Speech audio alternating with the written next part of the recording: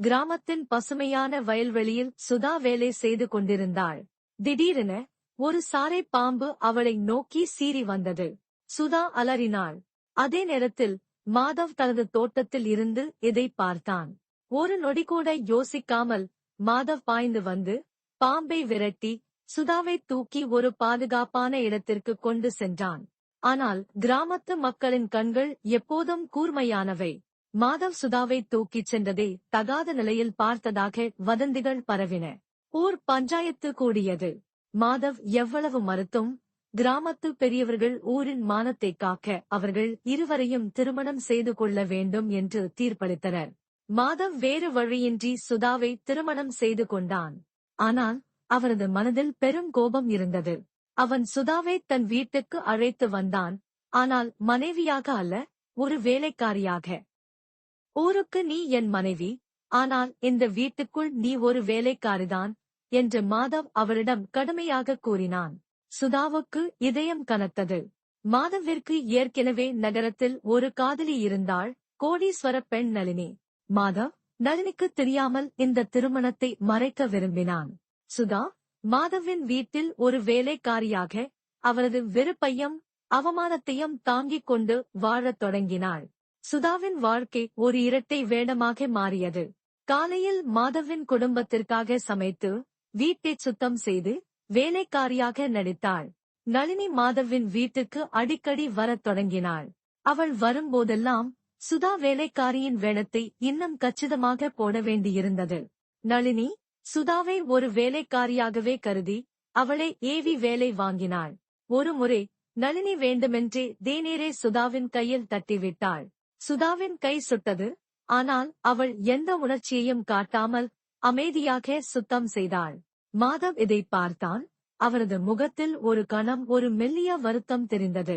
சுதாவின் பொறுமையும் அன்பான சுபாவமும் மாதவை மெதுவாக பாதிக்கத் தொடங்கின. ஒரு நாள் மாதவின் வயலில் பயிர்கள் நோய்வாய்ப்பட்டன. கிராமத்து வைத்தியர்கள் கைவிட்ட நிலையில் சுதா தனது நகரத்து அறிவை பயன்படுத்தி சில இயற்கை உரங்களையும் பூச்சிக்கொல்லிகளையும் பயன்படுத்தி பயிர்களை காப்பாற்றினாள். மாதவ் ஆச்சரியப்பட்டான்.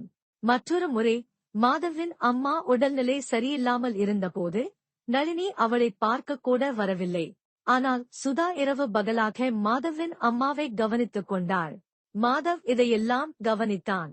சுதாவின் சுயநலமற்ற குணம் அவரது பனிக்கட்டி போன்ற இதயத்தை மெதுவாக உருகத் தொடங்கியது. அவன் அவளை வெறுப்பதாக காட்டிக் கொண்டாலும் அவனது ஆழ்மனதில் அவளது மீதான மரியாதை வளரத் தொடங்கியது. மாதவ் அவளை பாதுகாக்கத் தொடங்கினான். அவள் என் வீட்டு வேலைக்காரி, அவளை நீ ஏவி வேலை வாங்காதே என்று நளினியிடம் கூறினான். மாதவின் மனதில் ஏற்பட்ட இந்த மாற்றங்கள் மெதுவாக அவர்களுக்கிடையே ஒரு புதிய நெருக்கத்தை உருவாக்கின. ஒருநாள் இரவு மாதவ் வயல்வெளியில் இருந்து தாமதமாக வீடு திரும்பினான்.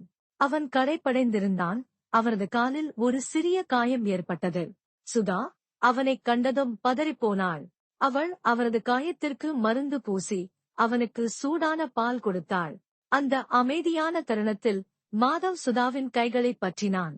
அவரது கண்களில் ஒருவித மென்மை தெரிந்தது. சுதாவுக்குள் ஒருவித அமைதி பரவியது.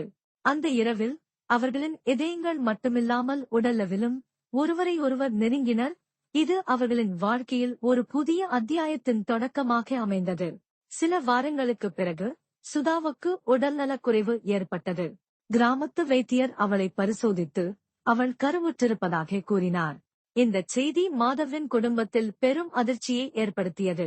குறிப்பாக நளினியின் வருகை நெருங்கிக் கொண்டிருந்த நிலையில் இது ஒரு பெரும் அவமானமாக பார்க்கப்பட்டது. மாதவின் அம்மா ஊர் வதந்திகளுக்கும் நளினியின் கோபத்திற்கும் அஞ்சி சுதாவை வீட்டை விட்டு வெளியேறும்படி வற்புறுத்தினாள்.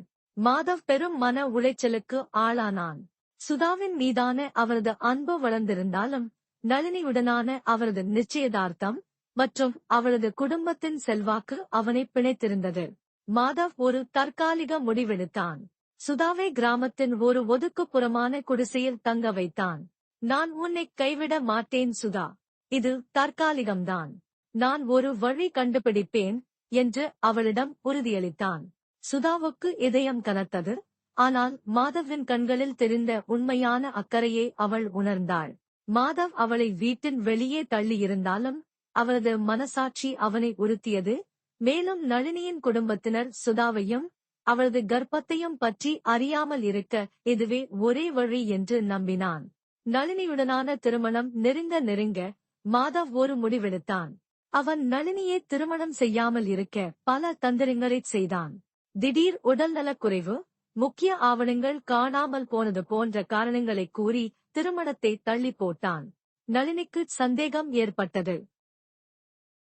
ஒருநாள் நளினி மாதவை பின்தொடர்ந்து சுதா தங்கியிருந்த குடிசையை கண்டுபிடித்தாள். அங்கு சுதாவையும் அவளது கர்ப்பத்தையும் கண்டதும் நளினி கோபத்தில் வெடித்தாள். நளினி மாதவின் குடும்பத்தினரிடம் உண்மையை வெளிப்படுத்தினாள். அனைவரும் அதிர்ச்சியடைந்தனர். மாதவ் இனி மறைக்க ஒன்றுமில்லை என்பதை உணர்ந்தான். கிராமத்து பஞ்சாயத்து மீண்டும் கூடியது. மாதவ் தைரியமாக, நான் சுதாவை நேசிக்கிறேன். அவள் என் மனைவி, என் குழந்தையின் தாய். நான் அவளை ஒருபோதும் கைவிட மாட்டேன் என்று உண்மையை வெளிப்படுத்தினான். ஊர் மக்கள் மாதவின் தைரியத்தையும் நேர்மையையும் பாராட்டினர். நளினி அவமானத்தால் சிவந்தாள். அவள் மாதவை திட்டிவிட்டு, நான் உன்னை ஒருபோதும் மன்னிக்க மாட்டேன் என்று கூறிவிட்டு வெளிநாட்டிற்குச் சென்று விட்டாள். மாதவ் சுதாவை தன் வீட்டுக்கு அழைத்து வந்தான். கிராமத்து மக்கள் சுதாவை அன்புடன் வரவேற்றனர். சுதா மீண்டும் மாதவின் வீட்டுக்கு வந்தாள். இந்த முறை ஒரு வேலைக்காரியாக அல்ல, அவரது மனைவியாகவும் அவரது குழந்தையின் தாயாகவும். மாதவ் சுதாவின் குணம் அவரது இதயமற்ற இதயத்தில் ஒரு காதலை உருவாக்கியதை உணர்ந்தான்.